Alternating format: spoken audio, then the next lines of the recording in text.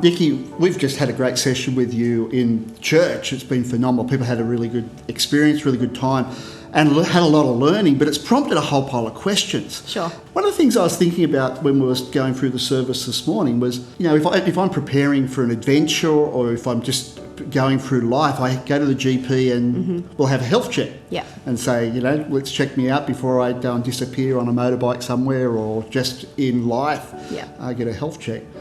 And it prompted the thought about my mental health check. Yeah. What should we do about that, and how do we go about that? In society, it can be an area that we neglect. We check our cars in often for services. We go to the GP quite willingly sometimes for our health. Yeah.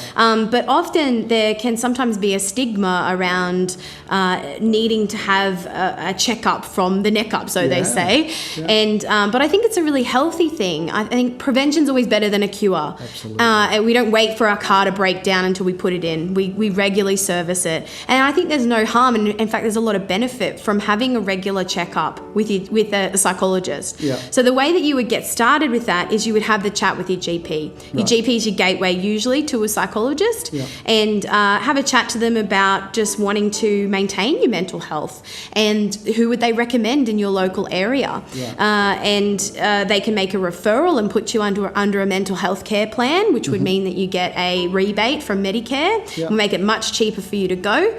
But alternatively, if you don't want to have go through the Medicare route and you don't want your GP to be aware of it, you can also just privately book in with a psychologist and pay privately, and it's all sort of off the record, so to speak, if you're a bit more private that way. Yeah, it's good, because one of the things I've found is your mental health, as with any sickness, it creeps up on you. Yeah. So I know with heart disease, you can abuse your body for years, and all of a sudden you've got clogged arteries, and you turn up at a doctor, he says you've got high blood pressure and you've got clogged arteries. Is that the same with our mental health? Yes. I think that people, as humans, we're not super insightful as to how we work and what's actually going on. We're much better at observing other people and going, they've got this going on and they need to fix this. But we're more poor than we like to think. And so sometimes it's just great to have a trained professional point out behaviours that we just think are normal or just part of our makeup that are actually dysfunctional and maladaptive and not beneficial to our mental health at all. Yeah. And it might just be a minor tweak and we can suddenly find so much health from that. So I think it can creep up. Often people don't walk through the door of the psychology clinic till it's crisis mode. Yeah. And it's a lot more work to get you back to health. Yeah. As it is with anything, Absolutely. So you see a lot of cartoons, you see it go through on social media all the time, why women live longer than men. Yep. Is that an issue we find in mental health as well? Men are reluctant to go and see, is that stereotyping or how should we go about that, particularly as men? Yes. We definitely see a high proportion of women accessing help, and there's a lot of work going on with funding in the mental health space to try and reduce the stigma around mental health difficulties and accessing help for men. And unfortunately as well, there's not an abundance of male psychologists. It's also a profession where there's a lot of women, but that's not to say they don't exist, and that's not to say there aren't fantastic ones out there. And often that can be a barrier too, because men usually want to see a man, not all the time, but sometimes they do. It is a stigma that I think is changing. We're definitely seeing more men and of all capacities and occupations, and I think that it's shifting, but it can certainly be a barrier because of that stigma. That's good. So we've just come through the pandemic. Yep. And one of the things I've found as the senior pastor and leading this place here in Highlands, we've got 180 odd staff, so we see a lot of stuff with staff. But across the broader context, I'm seeing people have gone through the pandemic and they've lived through this pressure time, different time, uncertain times. Yep. And now watching them come out, I see that they've nearly lost their internal vision. It's like they've lived through the hardship and then they've still got vision. So they've still got vision in the life of the church or the college or the early learning and what they do, but their internal vision, their inner person seems to have been going through a struggle. Is that something you've seen? And what couple of keys would we have to try and click out of that and lead out of that well. Yeah.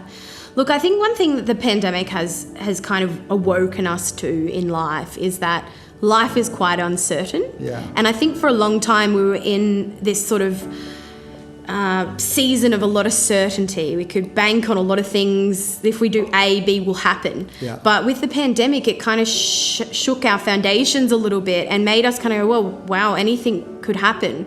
And then you've got the war, of course, in the Ukraine, and all sorts of things are going on in our world right now. Yeah. And I think it's probably good to mention that as human beings, we don't like uncertainty. Yeah.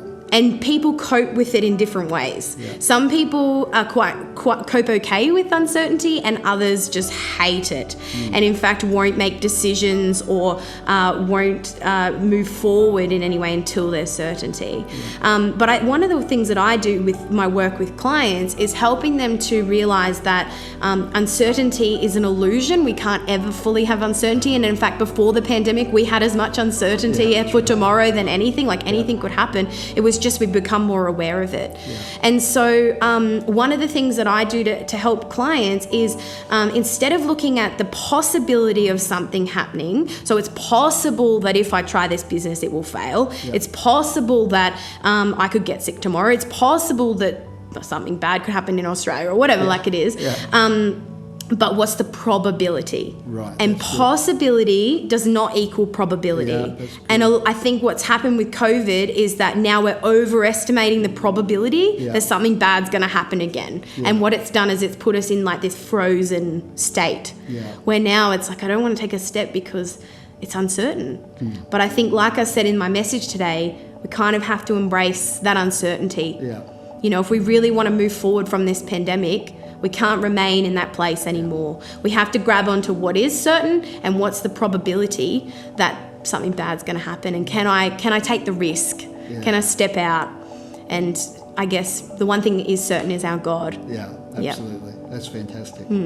That's great. Thank you so much, Nikki. No worries. Hey, if you've listened to this podcast or watched this podcast, one of the things we'd really encourage you to do is we really care about people. You actually matter. And one of the ways that you can help yourself is actually seek help.